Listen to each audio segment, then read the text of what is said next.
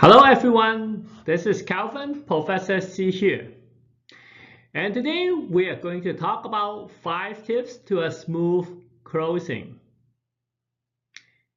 As a new mortgage agent, there is a lot of things that you can remind your client so that you can have a smooth closing for your mortgage application. A lot of the time, there might be hiccup and screw up in the mortgage application process from the client side because we did not prepare them ahead of time. So today I'm going to talk to you about 5 things that you can talk to and prepare the client ahead of time, let them know so they do not screw up. First one is deposit.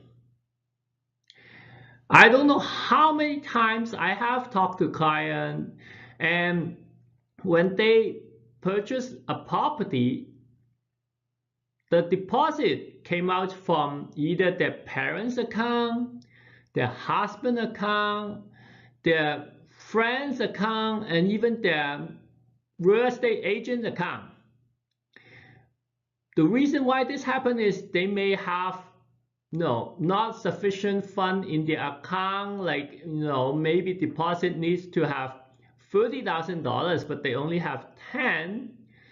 So the rest of the money might be stuck in a mutual fund that needs a couple of days to redeem or something like that, or in an RSP account, something like that.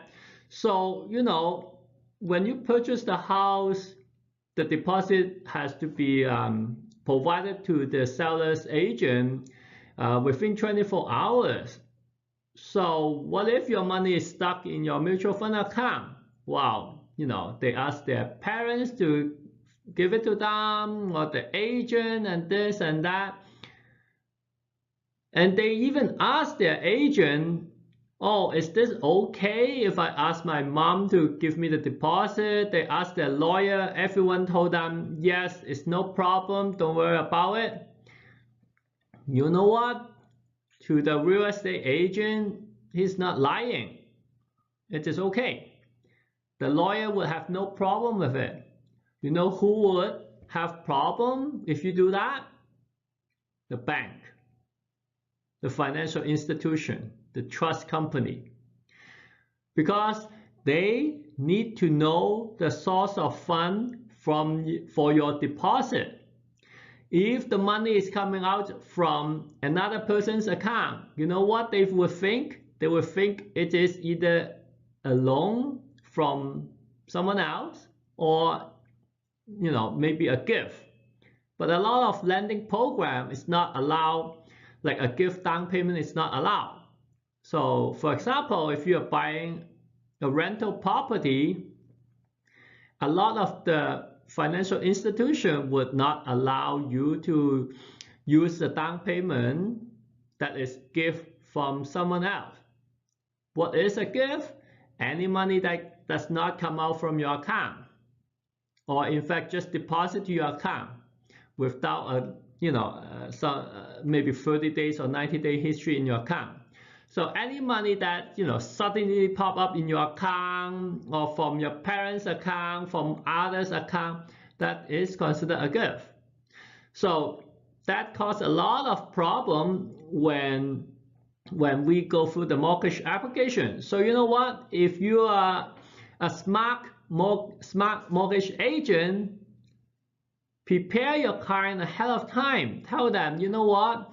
Make sure the deposit come out from your account. So if you're going to go to take a look and put in an offer on this weekend, why don't you just redeem your mutual fund today so that the money is readily available in your account? So if you put in an offer this Saturday, you can make a bank draft on Monday and give it to the seller's agent. Okay, just a simple reminder like that would save you a lot of trouble. Saving and down payment. Please, please, please Tell the client, don't move around. Even if it is, moving from this bank to that bank. Because you know why? The government's anti-money laundering department is very strict. They need to know where your down payment is coming from. If your money is from a relative or something like that, it's no good. Even if you move your money around from bank to bank, even though it is in your own name, you have a lot of paperwork to chase, and a file that is only 10 pages thick would become 30 pages. It is so much work for us, and you know what, there's really no benefit for the client.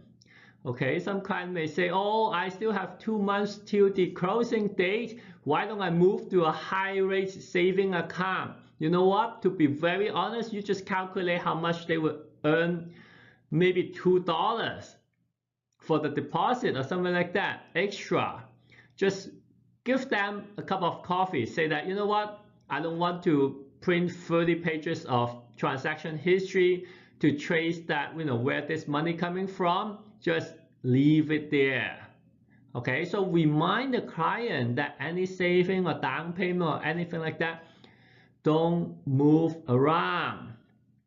I have clients that, even, they have money in their account 2 months ago, and then all of a sudden their sister needed for some reason, and they move it to their sister account, they give it to her, and then a month later the sister give him back. You know what?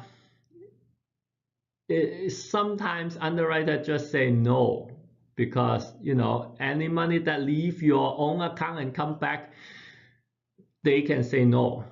How do they know it is a repayment and not a borrowing that is from your sister to you? It's very difficult to argue, and when the underwriter is not comfortable with your deal, then they just decline it, right? So don't move any money around. Tips is employment.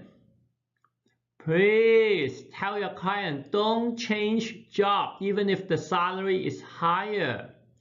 I have a client that come to me, and I did a pre-approval for them 2 months ago. So they're very happy. They say, okay, now that I know I can purchase a $500,000 property, okay, no, let me go and talk to my realtor, and I go out and hunt for my dream house.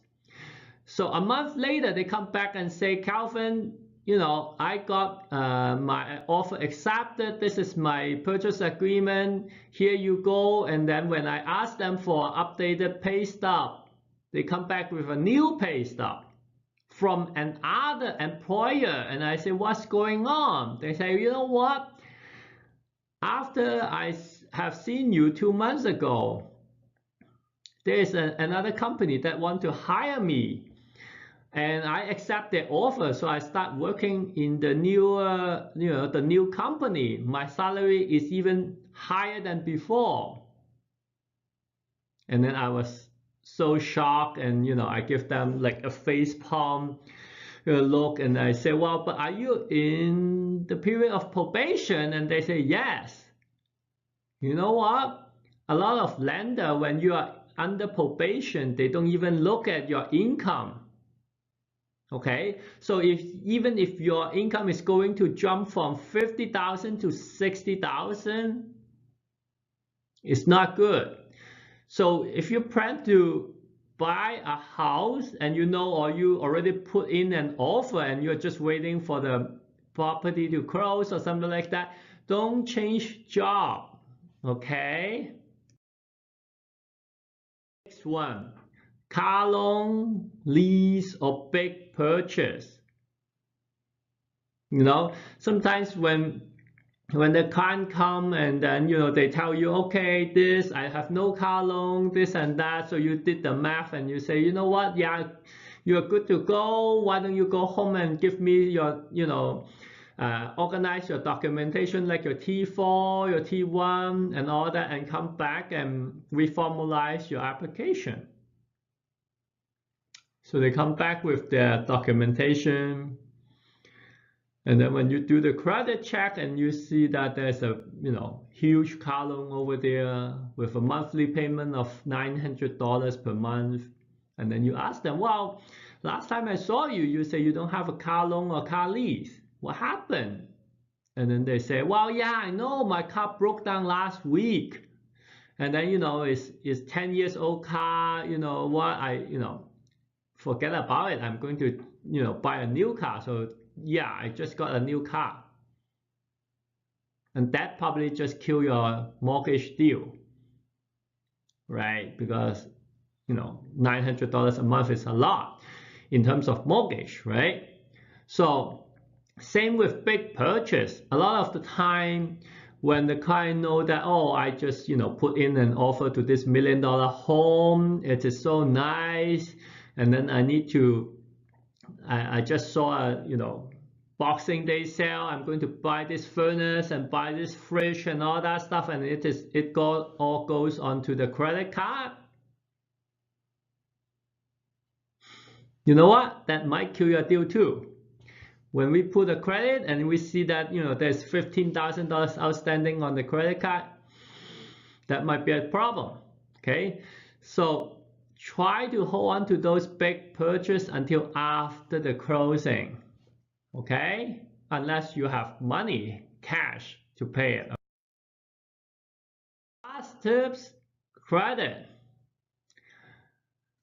A lot of the time, the financial institution, the bank, and the trust company, they might do a credit check right before the closing. And, if they see that there's some problem, you have a late payment just last month or something like that, they may cancel the deal, right? If you all of a sudden go to, apply for like a few of the credit card and then get a new cell phone, anything that affect your credit, open an account, they need to do a credit check. If you get a new cell phone, they need to do a credit check. A lot of the things would affect your credit, and your credit score may drop from 680 to 620. You know what? That might kill your deal too. Okay, so all this stuff is something that you can prepare your client, tell them to avoid doing all this stuff so that you can have a smooth closing. You don't want to complicate your case because this is your salary, your income.